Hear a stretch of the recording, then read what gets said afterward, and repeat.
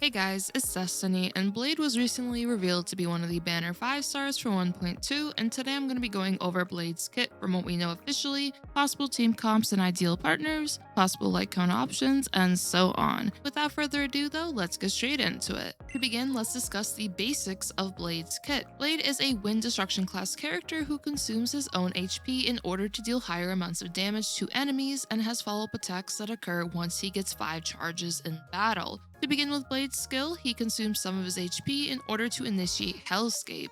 As mentioned before, when he consumes his health, he becomes stronger, and as a result, initiating Hellscape through his skill will make his attacks stronger against enemies. This will also change how his basic attacks operate as they go from Shard Sword to Forest of Swords. The difference between Shard Sword and Forest of Swords is that Shard Sword is only able to hit single targets, while Forest of Swords deals damage to multiple enemies, and as a result, his skill can change his basic attacks from single target to AoE. Additionally, based on livestream footage, which I actually had to rewind this a few times to notice it, Blade loses health from his enhanced basic attacks as well as shown here. One key thing to note is that Blade will still be able to use his skill even if his health is too low based on how much health is normally consumed, and what will end up happening is that Blade's health decreases to 1 HP, which is nice that he can still use his skill and power up his attacks and alter how his basic attacks operate, but in this scenario, you'd want to make sure Blade is able to get sustain as soon as possible so he doesn't go down.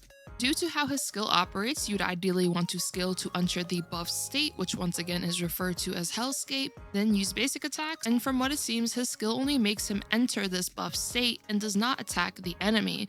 So you'll be relying on basic attacks, ultimate, and talent for damage within battle from Blade. Speaking of his talent though, whenever Blade loses health, his talent is triggered, which grants him a charge per instance he loses health, which can be from him using his own skill, an enemy attacking him, or from him using his enhanced basic attacks. Once Blade gets the maximum amount of stacks, which based from the live stream seems to be 5, he will be able to do a follow-up attack on all enemies, which also recovers him some health. This is a nice talent as Blade can regenerate some of the health that he has lost through his skill, enhanced basic attacks, and being attacked from enemies through his follow-up attack. As for Blade's ultimate, when he uses his ultimate, his health will be set to 50% of his maximum HP, which means if his health was higher than 50%, it will go down to 50%, and if his health was below 50%, then it will go up to 50% of his max HP. So he's either going to lose health or he's going to actually gain health from his ultimate. His ultimate deals damage to a single enemy and adjacent targets. The more HP that Blade loses, the more damage his ultimate will do against enemies. I'm very interested to know how Blade's ultimate will operate, as the multipliers and definition of how Blade's HP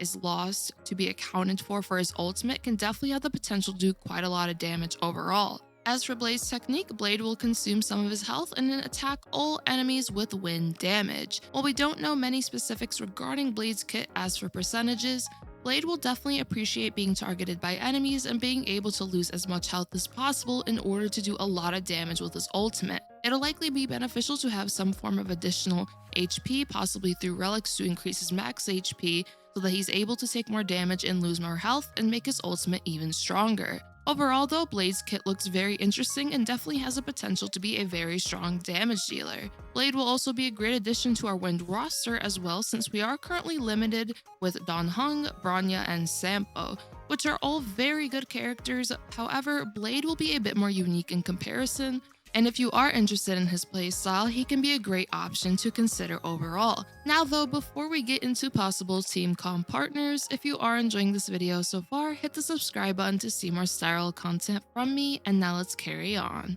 As for team comps and partners that may be good for Blade, a top contender can be Luocha. Luocha, as we know, is an imaginary abundance character who offers a lot of utility and a lot of healing as well. He can cleanse Blade if Blade gets affected by forms of crowd control. He also creates an Abyss Flower field, which if this is active, Blade is able to lose health from using his attacks and regain it as he goes, which can be ideal as Blade still will want to be attacked and lose health, but he also wants to be able to have sustain in order to not go down during battle, and the field Luocha creates can create a cycle of losing health and healing to where Blade might actually be immortal, as the livestream revealed he is.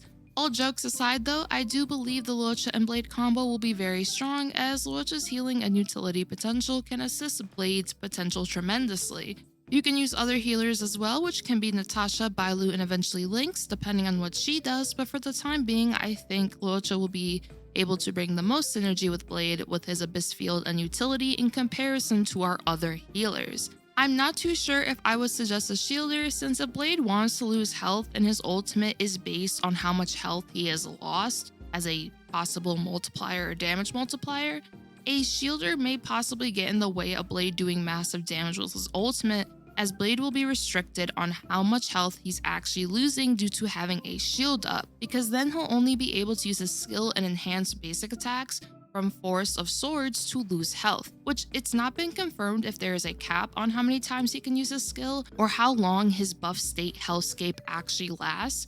But if Blade cannot use his skill or basic attack very often, dependent on his speed of course, then it will be better if he's paired with a healer rather than a character who provides shields, so he can lose as much health as possible while having a sustain to make sure he doesn't go down during a fight. Of course, also to maximize his ultimate damage potential. Of course though, once Blade is here, I will be doing testing on what is most optimal and figuring out precisely as to how Blade works, but these are my pre-release thoughts based on what we know officially from the livestream and how many may infer, including myself, as to how he works.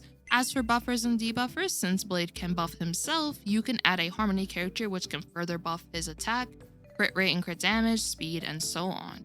This leaves the doors for Bronya, Asta, Tingyun, or Yukong. Asta may be a pretty good option, especially for free-to-play, as she'll be able to increase Blade's attack and speed. And the speed increase can help Blade possibly go more within turn cycles and generate more energy for his ultimate to do more damage against enemies. Yukong can be pretty good to enhance Blade's attack and crit rate and crit damage through her skill and ultimate. In a turn cycle, if Yukong is able to buff Blade and he does a follow-up attack or ultimate on enemies, then he can have the potential to do a good amount of damage through Yukong's buffs. The other two Harmony characters can be nice as well, since Tingyun can buff Blade's damage further and also allow for his ultimate to be regenerated more often, while Bronya can buff Blade's damage as well and allow him to act more in turn cycles, which can make him use his follow-up attacks more often through his charges and so on. I personally think that debuffers can be pretty good as well, possibly Silverwolf or Pela. Both Silverwolf and Pela can decrease enemy defenses, which can be beneficial for Blade to do even more damage to enemies. And Silverwolf can also decrease enemy resistances and create wind weaknesses on enemies, so she can be nice for Blade's damage potential as well.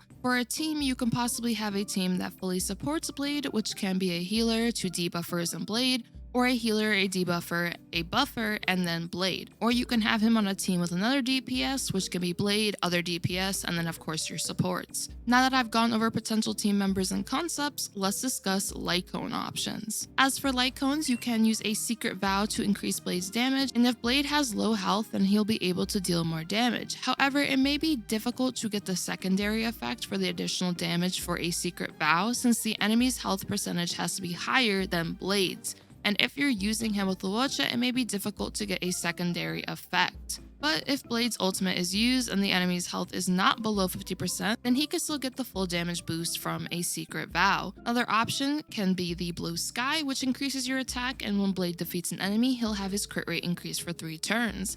This could be pretty nice for dealing more damage through critical hits if your Blade has a good amount of crit damage. Another recommendation can be On the Fall of an Eon, which can be nice for Blade getting attack percentage stacks. And since this light cone is through the Forgotten Hall shop, this could be a pretty good option to get for S5, eventually as well for all your destruction class characters. Another option also can be something irreplaceable for an attack increase, regaining health through attacking the enemy, which can possibly help further sustain for Blade and increase damage potential. Of course though, Blade's signature light cone is likely the best option, but for those who aren't sure if they are going to pull his light cone, there are also other options you can consider, as I've stated, and in my guide I will go over the best light cone options once he has released. That'll be all though for my thoughts on Blade and potential team comp partners and light cones.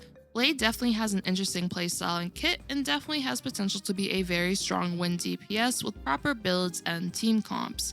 I hope you guys enjoyed my pre-release thoughts and analysis on Blade, and if you did enjoy, make sure to subscribe, leave a like to support the video, and lastly comment down below. Which character are you most excited for, whether it's 1.2 or beyond? Like always though, I hope you all have a nice one, Peace.